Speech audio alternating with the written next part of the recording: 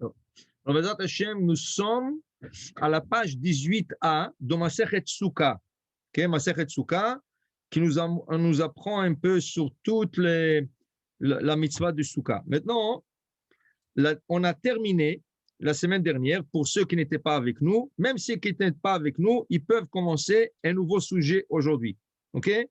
En vérité, c'est la suite, mais c'est nouveau aussi. Alors voilà qu'on a parlé la semaine dernière, on a parlé la semaine dernière, la semaine d'avant, et même d'avant ça, on a parlé que quand il y a un espace aéré, ça veut dire que vous mettez le srach sur la souka, ok? Vous mettez le srach, et il vous reste un petit espace d'air. Ça veut dire un espace non couvert. Maintenant, on a dit, on n'a pas vu cette photo, on a vu une autre photo où l'espace était sur le côté. Voilà, si on voit ici, l'espace était sur le côté. OK? C'est sur le côté. Et là-bas, lui, il voulait le réduire. Là-bas, il a dit, on peut le réduire. Maintenant, on sait que l'espace en air, ça veut dire qu'un espace qui n'a rien. Il y a deux sortes de srach. Il y a srach non kosher, comme ici dans la photo. Okay? Ici dans la photo, vous voyez, ça c'est des morceaux de métal. Les deux morceaux ici, chipoudine, c'est des morceaux de métal. Ils ne sont pas kosher. Okay? Il y a aussi de l'air. On a dit que l'air, c'est pire que du srach non kosher. Qu'est-ce que c'est du srach non kosher? Je répète une petite révision de 2-3 minutes pour tous ceux qui nous joignent aujourd'hui et veulent pouvoir suivre. Alors, du srach non kosher, c'est une srach qui n'accomplit pas les 3 critères du srach. Le srach qu'on met sur la souka, il a besoin de 3 critères. S'il manque un de ces 3, il n'est pas kasher. Il faut qu'il pousse par terre. Ça, c'est numéro 1. 2, il faut qu'il soit déconnecté de la terre. Donc, je ne peux pas utiliser un arbre, le branche d'un arbre connecté sur ma souka, car même s'ils poussent de la terre, ils sont connectés.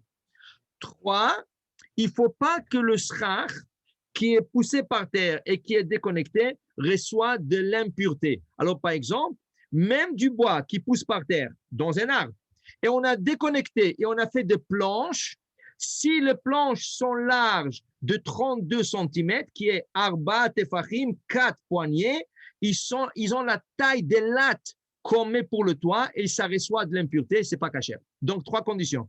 Pousse par terre, déconnecté, ne reçoit pas l'impureté. Maintenant, un srach qui n'accomplit pas ces conditions, il est automatiquement non kosher. Donc, si je prends un tissu, un drap, et il me manque par exemple un peu de srach, et je vais mettre un drap pour couvrir l'espace, ce drap-là, il n'est pas kasher. Pourquoi? Parce qu'il ne pousse pas par terre. Okay? Et même si tu veux dire, ah non, mais le coton, il pousse par terre, ok, il reçoit de l'impureté. Ok? Surtout le métal reçoit de l'impureté. Donc, je ne peux pas mettre ni du plastique, parce que ça ne pousse pas par terre, okay? Ni de tissu, même s'il pousse par terre, il reçoit de l'impureté, ni du métal qui reçoit de l'impureté. Quelle est la taille du srach non kosher qui va rendre toute une souka non kosher? On a vu que la taille du srach non kosher, arba'a tefachim, 4 poignées. Donc, chaque poignée fait 8 cm. 4 comme ça feront 4 fois 8, c'est 32 cm. Avec 32 cm du srach non kosher, tu rends toute une souka non kosher. Okay? Quelle est la taille de l'air, espace d'air, qui rend toute la souka non kosher? Beaucoup moins. Au lieu que ce soit 4 comme le srach non kosher, c'est seulement 3. Alors, 3 fois 8, c'est 24 cm. Avec 24 cm de l'air, toute la souka devient non kosher. Donc, on a compris jusqu'à date que de l'air, c'est pire que du srach non kosher. Parce que le srach non kosher est acceptable jusqu'à 32 cm, mais l'air, elle est acceptable seulement jusqu'à 24 cm, pas plus que ça. OK? Tous les gmarot, tout ce qu'on a vu jusqu'à date, l'air était toujours sur le côté. Voilà, il était toujours sur le côté. Okay? Sur le côté. Alors, on a dit jusqu'à 24 cm. 24. C'est ça, 24, c'est acceptable. 24, c'est plus acceptable. Okay? Alors, Abaye, la semaine dernière, il a dit, alors mettons un peu du srach non kosher et ça réduit de l'air. Et là, tu as un srach non kosher et de l'air, c'est ensemble, on peut le réduire, on peut garder ça. OK, très bon. Question, la Gemara va discuter aujourd'hui une nouvelle question. Okay? Est-ce que l'air, l'espace d'air, okay, moins que 3, est-ce que c'est acceptable au milieu de la soukha ou on a discuté jusqu'à date seulement sur les côtés? Alors, rappelons-nous, il faut un autre détail qu'on se rappelle avant de commencer la discussion dans le Talmud lui-même. Rappelons-nous pourquoi moins que 3 tefachim, moins que 24 cm. Pourquoi c'est acceptable? Parce qu'on appelle cette halakha lavoud. Lavoud, c'est une halakha que Moïse, Moshe Rabbeinu, il a emmené du Sinaï vers le Ham Israël en leur disant qu'Hachem lui enseigne tout ce qui est moins que 24 cm, il y a de l'air, la Torah le considère comme un espace fermé. Okay? Je donne toujours l'exemple classique du Talmud. Si quelqu'un il se trouve dans un endroit où il n'a pas de planche de bois pour faire une soukha, des murs de soukha, mais il trouve des cannes de bambou, qu'est-ce qu'il peut faire? Il pose une petite canne de bambou, il espace d'une autre canne moins que 24 cm, de la deuxième, il espace moins que 24 cm, il pose une autre canne, et il peut faire toute une soukha qui va être complètement avec des espaces, mais chaque espace occupera moins que 24 cm, et la Torah considère comme tous ces espaces fermés, c'est comme s'il avait 3 murs complètes. Ça s'appelle la voûte. La voûte. Sur le srach ici, okay, on a dit que sur le côté, si ce serait sur le côté, on aurait accepté le lavoud moins que 24 cm. La Gemara aujourd'hui discutera, est-ce que cette halakha emmenée par Moshe Rabbeinu de Sinaï inclut aussi le milieu de la soukha? Moins que 24 cm de l'air, est-ce qu'on dit lavoud au milieu ou pas? Ou on dit lavoud rien que sur le côté ou sur le mur, mais pas au milieu d'une soukha? Alors voilà, je change la page. La Gemara ici, j'ai agrandi, voilà, ici. Et voilà, dans le mot, lisons le mot, quelqu'un, la Gemara dit, otiot markimot, les lettres donnent de la sagesse. Alors voilà, Rabotai, ok, voilà ici, nous avons Amar Abaye, nous enseigne Abaye. Avir, de l'air, un espace sans rien du tout, sur la soukha. Shlosha, okay? S'il y a 3 tfachim, besouka gdola, dans une grande soukha, ou mi'ato, et il a réduit cet espace de 3 tefach, de 3 poignées, il a réduit ben bekanim, soit avec des cannes de roseau kasher, ben beshipudim, soit avec des morceaux de métal qui ne sont pas cachers normalement, mais ici ils vont être utilisés rien que pour réduire l'espace d'air. Okay? Ave mi'ut, c'est considéré comme diminution de cet espace d'air et la soukha devient cachère. Donc, c'est exactement la photo. Okay? C'est exactement la photo que je vais vous montrer ici. Voilà. Il a 3 tfachim sur le côté de la soukha. Okay? Mi'ato, il a réduit l'espace de l'air avec 2 morceaux de métal que eux-mêmes ne sont pas normalement cachers, mais il sert ici rien qu'à réduire l'espace d'air, parce que le métal, il est acceptable jusqu'à 32 cm. Donc, il peut servir pour réduire l'espace. Alors maintenant, j'ai du srach non kosher, mais moins que 32 cm. J'ai de l'air moins que 24 cm. Donc, toute cette soukha est cachère grâce aux 2 morceaux de métal. Alors, soukha gdola, une grande soukha, avec un espace de 3 tefachim, ce n'est pas cachère. Dit Abaye, réduis-le avec même avec de 2 morceaux de métal ou 3, ou pas grave, ça devient cachère. Maintenant, Abaye nous dit la chose suivante, ici. Aval, pardon. Aval, besouka ktana. Si la souka est trop juste, ça veut dire que la mesure est juste. C'est quoi la mesure juste? Avec ça, on a terminé la semaine dernière. 7 fachim sur 7 fachim sur 10 fachim. Veut dire 7 poignées de long sur 7 poignées de large sur 10 poignées de haut. Ça, c'est une souka qui est tout juste. Et on appelle ça souka ktana. C'est la plus petite souka qu'on peut avoir. Moins que ça, c'est pas kasher. C'est vraiment le minimum d'une souka. Mais si cette souka, sur la souka, il y a de l'espace d'air de 3 tfachim, aval souka ktana, ktana, bekanim. Si tu utilises des roseaux qui sont cachers, avemiut, on accepte ça comme réduction de l'espace d'air et la souka devient cachère parce qu'il y a moins que 3 tfachim maintenant de d'air. Beshipudim, mais si tu utilises des morceaux de métal, l'eau avait mi-out, ceci n'est pas considéré comme réduction de l'espace et ce n'est pas cachère. Donc, la seule manière où je peux accepter une réduction avec du métal, c'est que la souka est grande. Mais s'il est tout juste 7 fachim sur 7 fachim, sur 10 fachim, et il y a de l'air, je ne peux pas utiliser de chipudim, je ne peux pas utiliser de morceaux de métal, il me faut que de roseaux.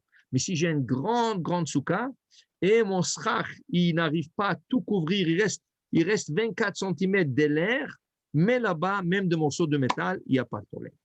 OK. Maintenant, dit la Gemara, Ve'ani mele, ve'ani mili, et cela dit, ve'ani mili, et ce mot, ça veut dire, si je traduis, c'est ane, cela, ce, mili, milim, en hébreu, milim, mot, ce mot, ça veut dire, ce mot qui vient d'être dit par Abaye, minatzad, seulement si on parle que l'air était sur le côté de la souka. Aval ba'emtsa, mais si l'air se trouve au milieu de la souka, pligiba, il discute de ça qui Rav Acha veravina. Il y a 2 rabbins qui ont discuté de la halacha. Est-ce qu'on peut accepter de l'espace de 3 tfachim, moins que 3 tfachim, au milieu? Le 2 rabbins, Rav Acha veravina. Voilà ici, aval ba'emtsa, ici sur le côté, je lis ici, daf yutret, aval ba'emtsa, mais au milieu, pligiba, il discute de ça, Rav Acha veravina. Chad amar yesh lavud ba'emtsa, un qui dit que le lavud a été dit même au milieu d'une souka, vechad amar, et l'autre a dit, en lavud ba'emtsa. Le lavud n'existe pas, cette halakha n'existe pas au milieu, elle existe que sur le côté. Donc, même si j'ai moins que 3 tfachim, c'est ne pas acceptable selon une opinion.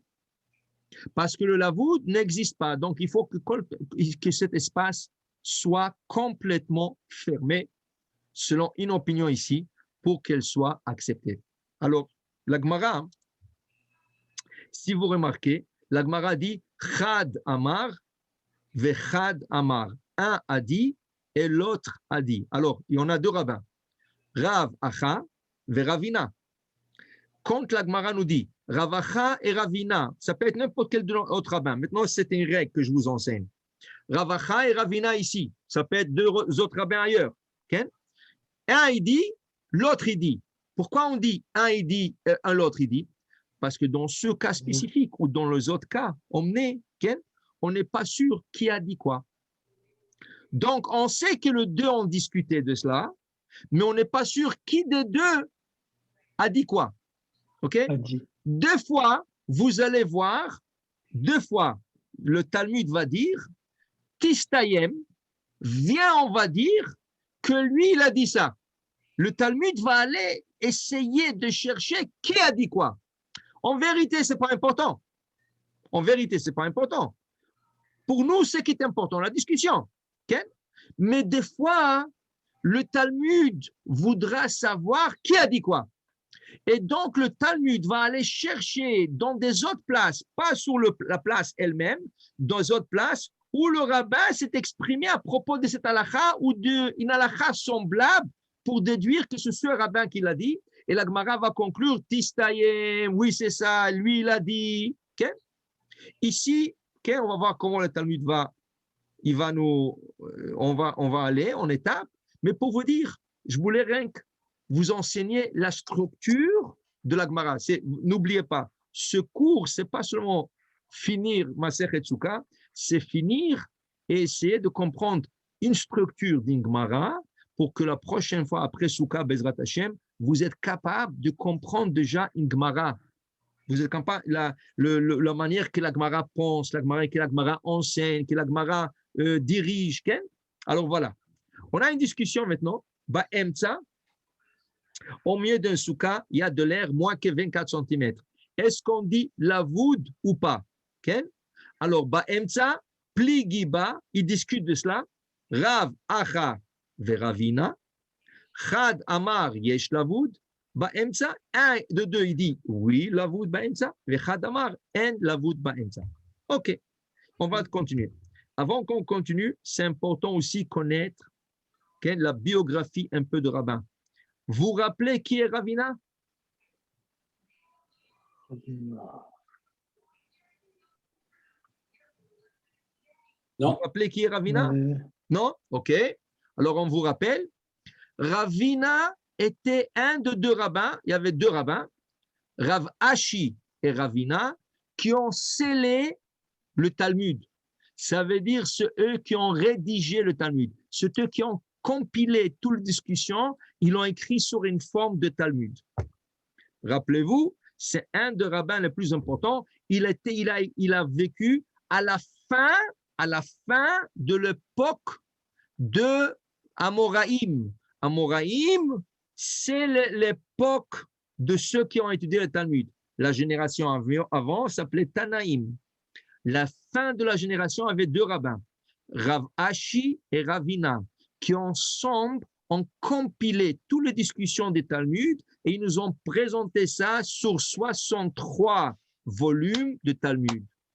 Ravina et Rav Ashi. La prochaine fois, ça va être une question sur votre examen.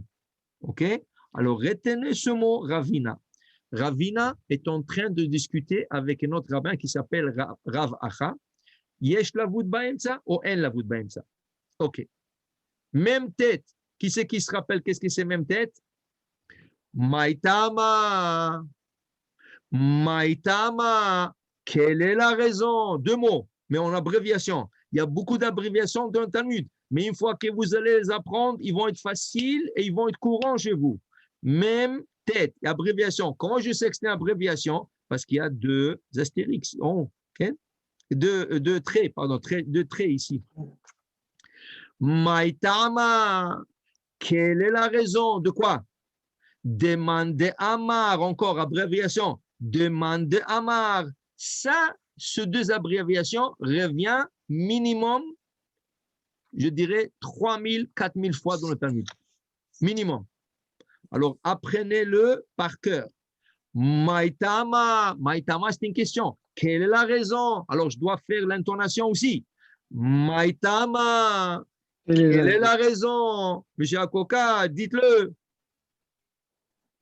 Maïtama. Voilà, Salomon, ça commence à rentrer en toi. C'est bon, Salomon. Kazakh. Maïtama. Quelle est la raison? Voilà. Mais tu n'as pas bien fait. Voilà, exact. Maïtama, quelle est la raison? Que quoi? Demande de Amar, demande de Amar, de celui qui a dit, demande de celui de Amar qui a dit, Yesh lavoud ba'emtsa. Quelle est la raison de celui qui dit que oui, le lavoud existe même au lieu d'un souka? Voilà pourquoi il a dit ça. Detania, car nous avons appris dans une braïta, de Tanya, on a appris dans une braïta que quoi? Kora ayotset mikotel, une poutre qui sort d'un mur. Zé, de ce mur-là, vena nogaat bakotel, acher, elle ne touche pas l'autre mur. Vechen, ainsi, shte korot, deux poutres, achat yotza mikotel ze, une qui sort de ce côté. Ve'achat yotza mikotel ze, acher, et une qui sort de l'autre côté. Ve'ena nogrot zo bazo, elle ne se touche pas le deux poutres. Pachot mishlosha, mais l'espace est moins que 3 tefachim. Et no tzarich lavi kora acheret. Il n'a pas besoin d'emmener une autre poutre. Shlosha, mais si c'est 3 tefachim, 3 poignées, 24 cm d'espace entre les deux poutres, tzarich lavi kora acheret. Il faut emmener une autre poutre. Alors, comme toujours, d'abord, on va voir la photo et après, on va discuter de la Gemara. Voilà la photo. OK? Vous voyez ici? OK. Oh, je crois que c'est trop grand, ça.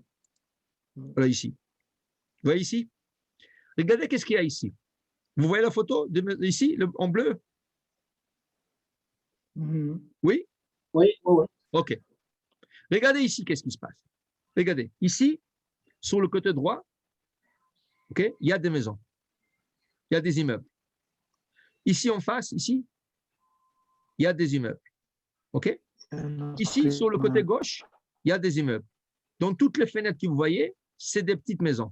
OK? Alors, il y a des gens qui habitent dans ces fenêtres. Il y a des terrasses, vous voyez, il y a des terrasses, il y a des portes. Mais non. Les maisons, le voisin, ils ont une cour commune. Voilà la cour ici, qui est entoure la maison. Donc, ils peuvent transporter à l'intérieur de la cour, ici. OK? Ces voisins à gauche, ils ont la même chose. OK? Ils ont une cour commune. Très bon. Maintenant, quand ils sortent de chez eux, vous voyez ici l'espace noir?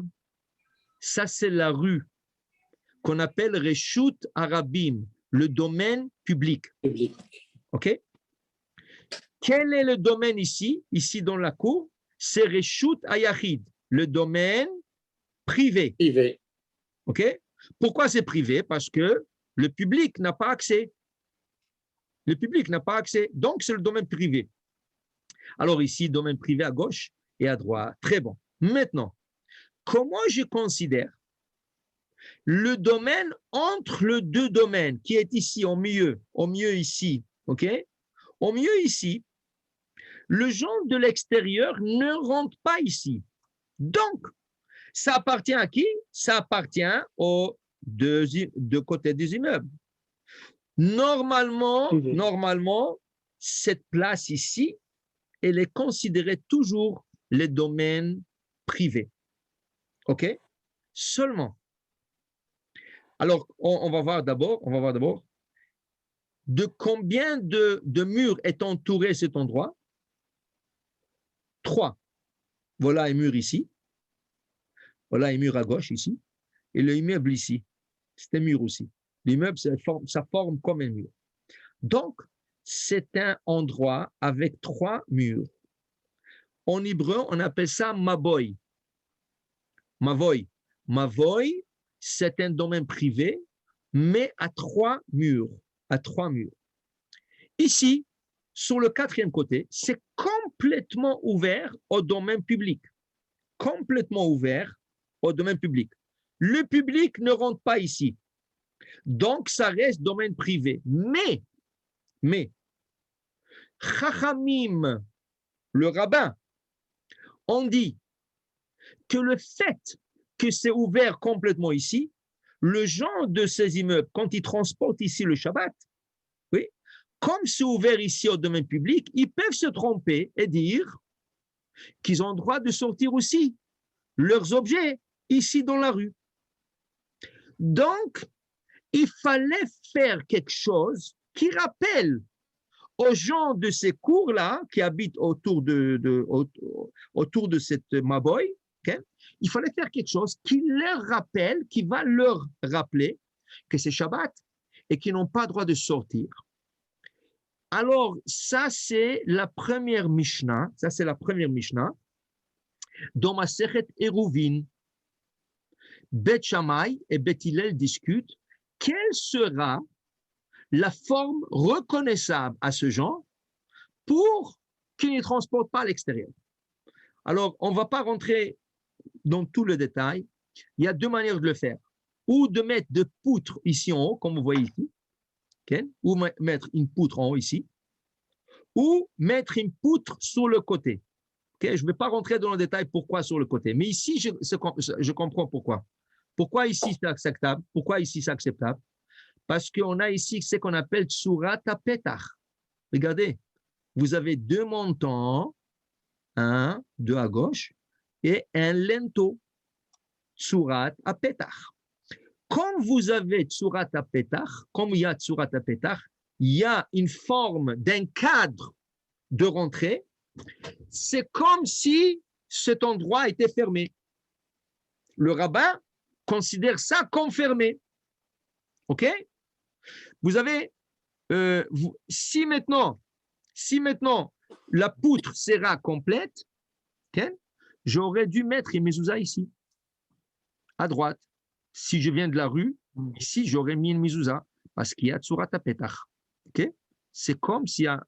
Alors, même s'il n'y a pas de porte, c'est considéré fermé. On appelle ça Tsurat HaPetach. Donc, on a appris un peu plus d'informations. Tout cette allée qu'en français, on aurait appelé cul-de-sac, okay? C'est un cul-de-sac, tu rentres, il n'y a pas où aller. On appelle ça cul-de-sac. Le cul-de-sac en hébreu s'appelle maboy. Le maboy, on ne peut pas transporter le Shabbat parce qu'il est ouvert complètement au domaine public, à la rue. Donc, il fallait faire heker, quelque chose qui reconnaît que les gens, quand ils voient ça, ils comprennent que Shabbat, on ne peut pas transporter. On fait Tsurat HaPetach. Comment? Avec des poutres. Maintenant, notre Gemara utilise cette braïta, pour répondre à la question. Maïtama, quelle est la raison? Demandez Amar de celui qui dit que le lavoud peut exister même au milieu et qu'un espace moins que 24 cm, même au milieu, est considéré fermé. D'où est-ce qu'il a appris? De Tanya, car nous avons étudié quand il y a une cul-de-sac, maboy, et on a mis deux poutres. Normalement, on aurait mis une poutre qui couvre tout, mais on n'avait pas. On avait deux demi-poutres. Alors, on a mis une poutre à droite, une poutre à gauche. Mais les poutres ne se touchent pas. Mais l'espace entre les deux poutres est pachot. Voilà, ici, c'est écrit pachot migimel tefachim. Moins que 24 cm. Qu'est-ce que dit la braïta? C'est caché, c'est considéré fermé.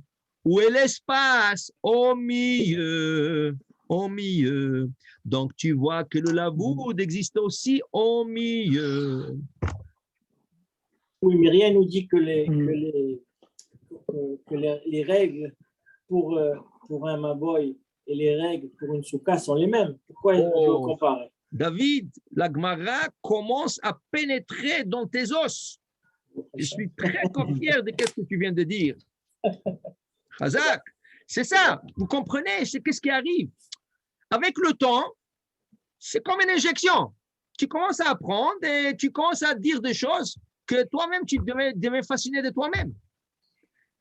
Ça, c'est une preuve. OK? D'un côté. Que va dire l'autre côté? Que va dire celui qui n'est pas d'accord et qui dit que l'espace au milieu, oui, que l'espace d'air au milieu, même si elle a moins que 24 cm, ce n'est pas acceptable. Ah, voilà, ici, regarde, je mets une preuve. Je mets une preuve d'une braïta. Une braïta, c'est très fort, c'était une Mishnah. Et j'emmène une braïta qui dit que c'est acceptable. Alors, suivant la Gemara, voilà ici, je retourne à la note Gemara. Alors, rien que peut-être, permettez-moi 30 secondes, rien que relire maintenant, ça va être plus clair maintenant quand on relit. Maïtama, quelle est la raison? Demandez Amar de celui qui dit Yesh lavoud ba'emsa, que le lavoud est acceptable même au milieu. De Tanya, car on a appris dans la Braïta, Kora, une poutre, Ayotza mikotelze, qui sort d'un côté du mur. Ve'ena nogaat bakotel acher, mais elle n'arrive pas jusqu'à l'autre mur pour toucher. Vechen, ainsi, shte korot, quand il y a deux poutres, achat yotza mikotelze, une qui sort d'un côté. Ve'achat yotzea mikotel acher. Et l'autre qui sort de l'autre côté. Ve'enan nog'ot. Elles ne se touchent pas, zou bazou, une à l'autre. Pachot mishlosha. Si l'espace entre les deux est moins que 3 tfachim, eno tzarich la'avi kora acheret. N'est pas nécessaire d'emmener une troisième poutre et mettre par-dessus le 2, parce que l'espace est considéré la voûte fermée.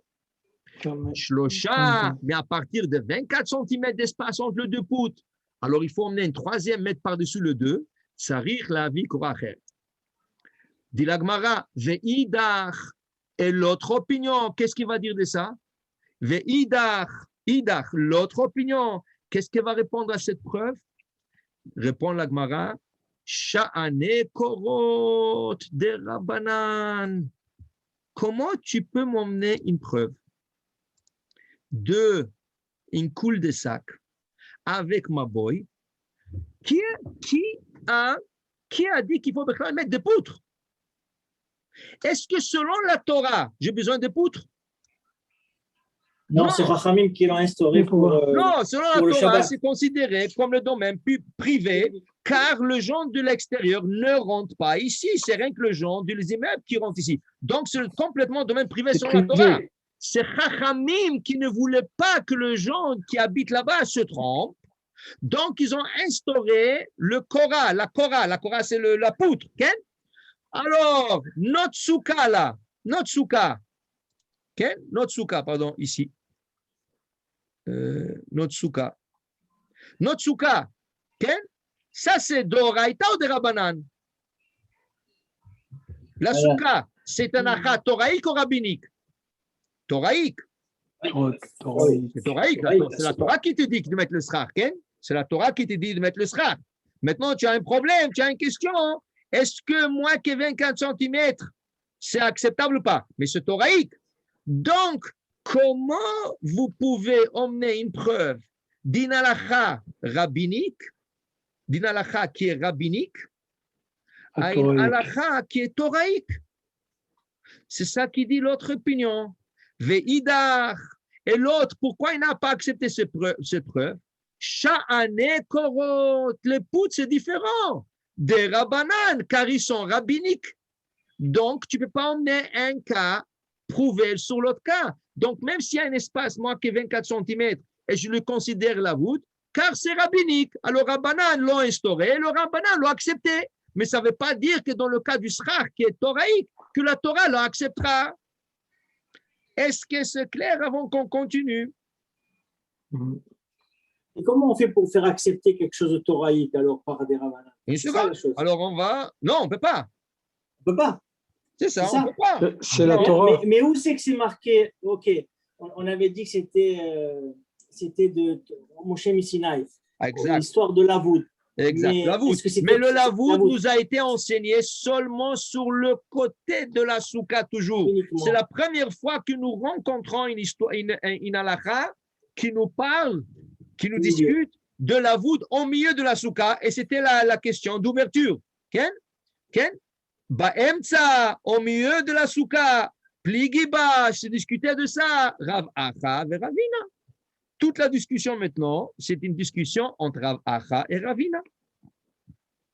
OK? Est-ce que je peux continuer?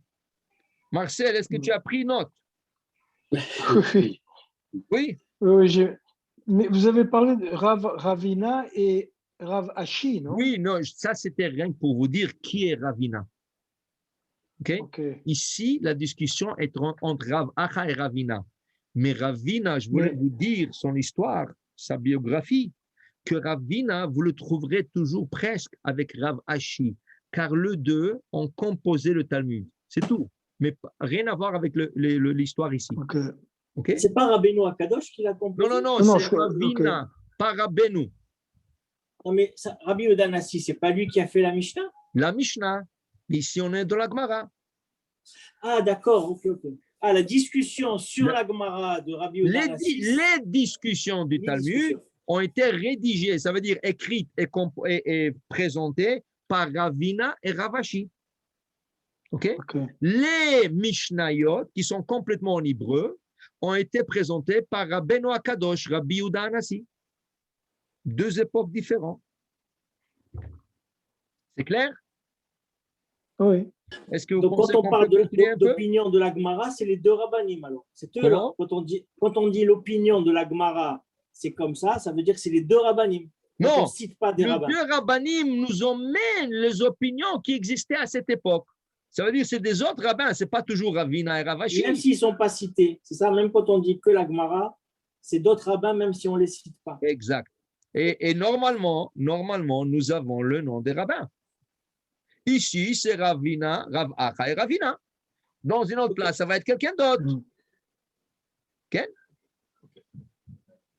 OK. Continuons un peu. Dis la Gemara. Regardez. Là, c'est plus en abréviation, c'est carrément écrit. Ici, ça a été écrit même tête. Ici, c'est écrit Maïtama. Voilà ici, le mot au complet. Là-bas, c'était en abréviation. Ici, c'était encore. Ouais. Maïtama. Quelle est la raison? Demande Amar. Ici, en abréviation. Demande Amar. Ici, écrit explicite. Demande Amar de celui qui dit En lavud ba'emtsa. Maintenant, c'est le contraire. Je prends l'autre opinion. Avant, j'ai pris l'opinion de celui qui dit oui, la voûte existe au milieu. J'ai dit pourquoi il a dit ça. Voilà, j'en ai une braïta de Maboy. L'autre opinion, on ne l'a pas accepté. Maintenant, c'est le contraire. Maïtama, quelle est la raison? Demandez Amar de celui qui a dit En lavud ba'emtsa. Le lavoud n'est pas accepté au milieu d'un souka. Ditnan. Car on a appris dans un Mishnah. Alors, je m'arrête ici. Ici, c'est écrit Detania. Ici, c'est écrit Ditnan. Quelle est la différence entre Ditnan et Detania? Quelle est la différence? Ditnan, Tnan, c'est une Mishnah qui se trouve dans le Talmud. Tania est une Mishnah qui se trouve hors du Talmud. C'est une Braïta, Bra, à l'extérieur du Talmud. Tous les deux sont Mishnayot, seulement la Tania, elle est extérieure du Talmud, elle n'est pas écrite dans le Talmud. Ça a été emmené ici spécialement pour la discussion. Et Tnan, si je cherche la source, je le trouverai dans le Talmud. Alors, regardons. Quelle est la raison de celui qui a dit que le lavoud n'est pas acceptable au milieu d'une souka, car nous avons appris dans une Mishnah, plus qu'une Mishnah, tu ne peux pas avoir une preuve, c'est très clair comme preuve. Ditnan, Aruba Shebabait, un cheminée dans une maison, Uba et elle a poteach tefach. Elle a un tefach, elle a 8 cm de large. On va voir la photo pour que vous la voyez claire. Ici, voilà. Vous voyez ça? Vous voyez ça? Aruba, il y a un, si vous voulez, c'est comme Aruba, c'est un cheminée. Ici, ça se réfère à un puits de lumière. OK? Un puits de lumière ouvert dans le toit. Il y a de l'air qui rentre. OK? Malheureusement, il y a ici, vous voyez ici, qu'est-ce que c'est ça? Malheureusement, quelqu'un qui est décédé. Qui dort. Non, il dort pas. Il est couvert avec le talit, alors il dort pour du bien. OK? Il dort, ça veut dire il est mort. OK? Donc, il y a une question maintenant. Un mort dans une maison. Il y a une aruba, il y a un puits de lumière. Et il y a ici de l'air. Alors, ça veut dire que l'impureté, elle monte à travers le puits de lumière. L'impureté, alors voilà, poteach, voilà ici, regardez, poteach tefach. Il y a ici minimum 8 cm sur 8 cm sur 8 cm. Poteach tefach. Alors, c'est quoi l'histoire ici? L'histoire ici est, ici, vous voyez ici, il y a une ustensile ici en bas, en argile. OK? Poteach tefach, une ustensile. Alors, regardons la Gemara. Ditnan, on a appris dans la Mishnah, Aruba Shebabait, un puits de lumière dans une maison. Uba Poteach tefach. Et là, la mesure de tefach. Tum'a babait, s'il y a une impureté dans la maison, par exemple, est mort, kulotame, Ma shekeneged aruba taor. Ok, alors, regardez ici. S'il y a de l'impureté, toute la maison maintenant est impure. Tout ce qu'il y a dans la maison est impur. Mais tout ce qui est en parallèle avec le puits de lumière est pur. Pourquoi? Parce que l'air qui descend ici, il le purifie. Il le garde pur. C'est comme si cet ustensile ici, en bas, vous voyez ma flèche en bas? C'est comme si se trouve à l'extérieur de la maison. Cet espace d'air, l'air qui rentre, elle fait que cet ustensile qui est dans la maison, tout est impur, mais lui qui est contre le puits de lumière, qui est l'ouverture, c'est comme s'il se trouvait en dehors de la maison. Et c'est pur. OK? Alors, on va voir ça. Ditnan, on a appris dans la Mishnah, Aruba, un puits de lumière, chez Babaï, dans une maison, ou Bapoter Tefach, il y a 8 cm, Tum'a Babaït Kulo, Ken, il y a une maison, et il y a une Tum'a dans la maison, Kulo Tamé, toute la maison impure, Machen Keneged, tout ce qui est en parallèle à la Aruba, à le puits de lumière, Taor. Tum'a Keneged Aruba, Kolabait Kulo Taor. Mais si le mort serait ici, ça veut dire ce sofa avec le mort serait ici, parallèle contre le puits de lumière, vous savez qu'est-ce qui serait à la fin? Toute la maison est pure.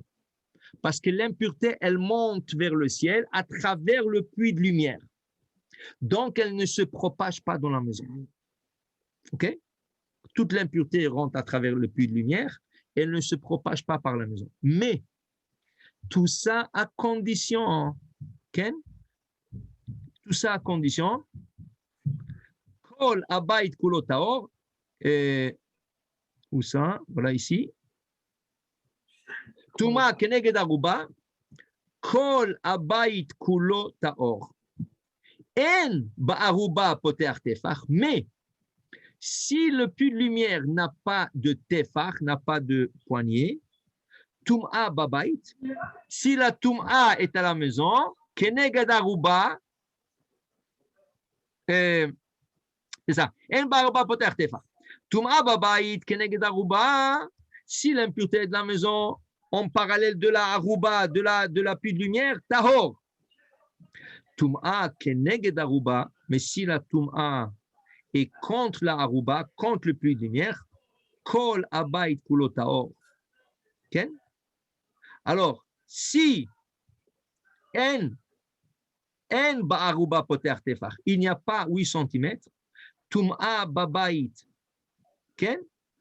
S'il y a l'impureté à la maison, Keneged Aruba Taor, contre la Aruba, ça reste Taor. Tum'a, okay? Keneged Aruba, mais si la Tum'a est contre la Aruba, Kol Abayit Kulo Taor. OK?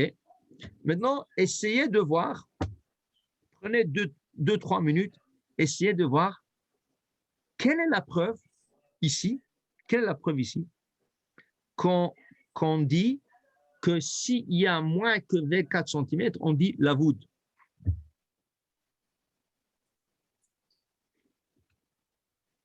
Essayez de penser. Qu'est-ce que la Gemara? Alors, on ne dit pas. Pardon, on ne dit pas. Maintenant, on est dans l'opinion qu'on ne dit pas la voûte au milieu.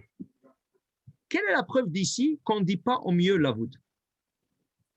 C'est que la Touma, elle touche les murs alors qu'au milieu… Regarde, David, prends 2 minutes pour réfléchir. Répétez la question. OK. Maintenant, on est sur l'opinion qui dit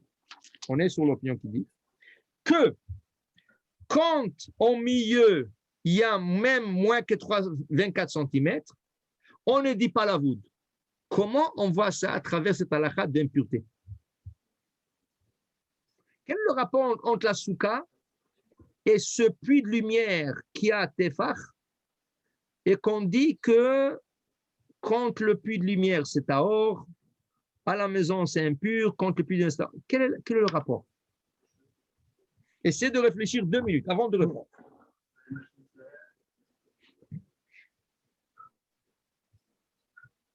Mais de chaque côté du puits de lumière, est-ce qu'il y a moins que 2 mètres? Non, non. La Aruba, le puits de lumière, il a tefar sur tefar. Ça veut dire 8 cm sur 8 cm partout.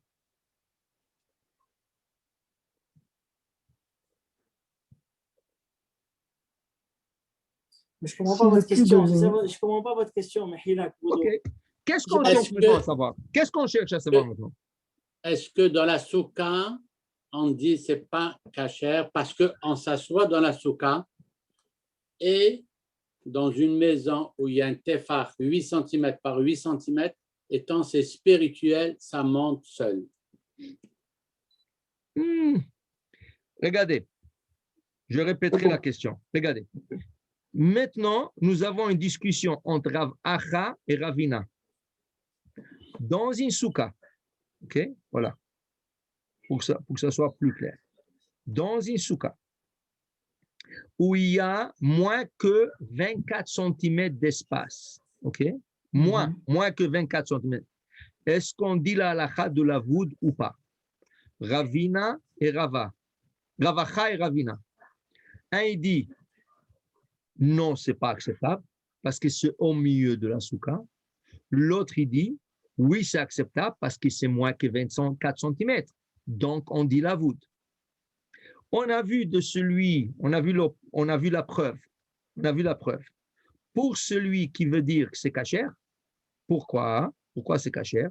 Parce qu'il nous a dit, voilà ici, dans le Maboy, moins que 24 cm, c'est au milieu, c'est acceptable. C'est ça. L'autre opinion a réfuté cette preuve parce que tout l'halakha ici, c'est rabbinique. Donc, on ne peut pas prendre sur une souka qui est thoraïque. Très bon.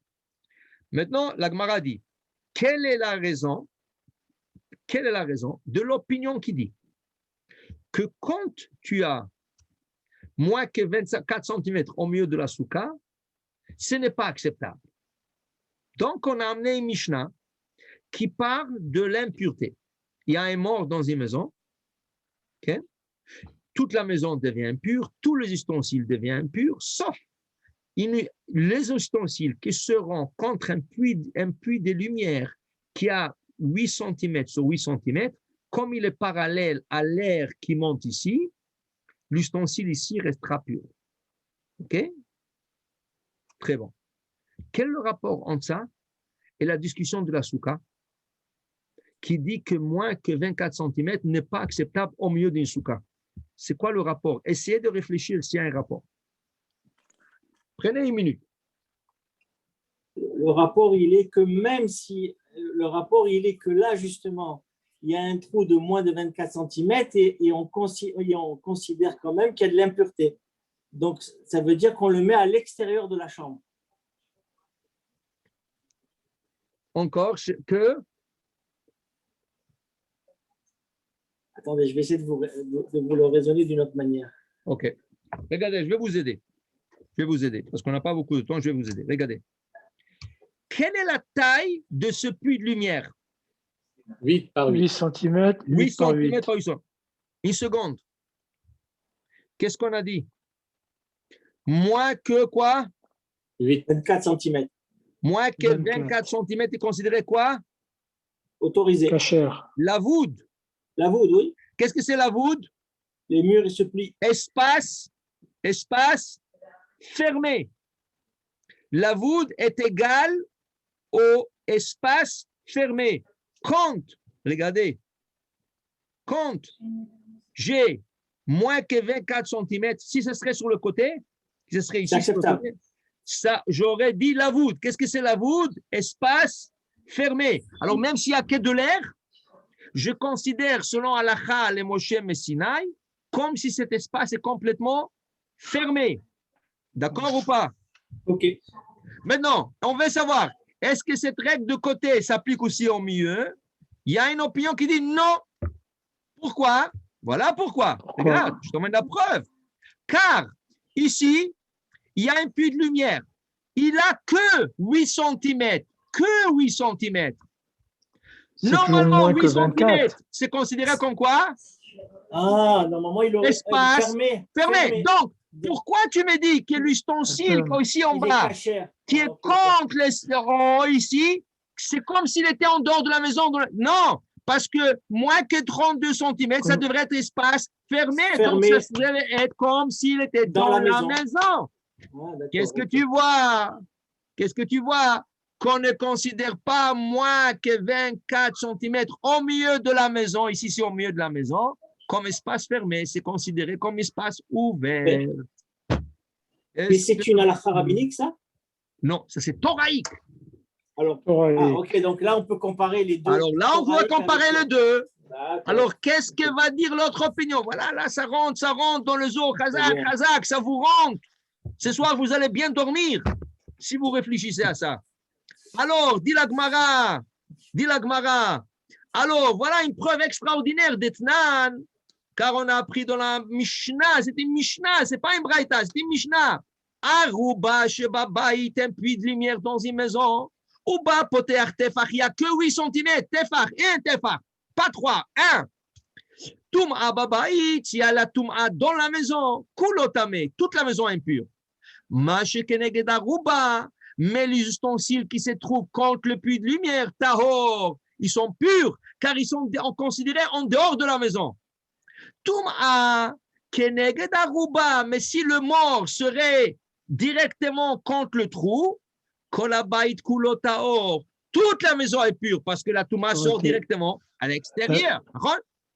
En baruba poter tefar, si la aruba n'a pas 8 cm, elle a moins que 8 cm, Tum'a babaït, l'impureté se trouve dans la maison. Keneged aruba, tout ce qui se trouve contre le puits de lumière, ta'or. Tum'a, la tum'a, keneged aruba, le mort se trouve contre le puits de lumière, mais il n'a pas 8 cm. Kol abayit kulo ta'or, toute la maison est pure. Ah, tu vois que ce n'est pas considéré fermé, c'est considéré pur, parce qu'il est contre l'aruba. Qu'est-ce qui répondra? L'autre opinion qui dit non, moins que 24 cm, c'est considéré la voûte fermée. Pourquoi ici, ce n'est pas fermé? Ve'idar. Et l'autre opinion, qu'est-ce qu'il va répondre?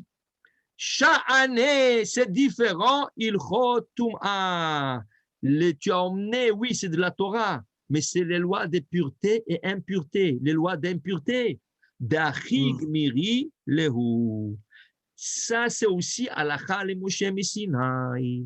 Donc, les deux halachot ne sont pas comparés. Moshe Rabbeinu a dit que moi qui ai 24 cm d'espace, même au milieu d'un soukha, c'est caché. Moshe Rabbeinu a dit qu'un puits de lumière, moi qui est 8 cm, est considéré ouvert.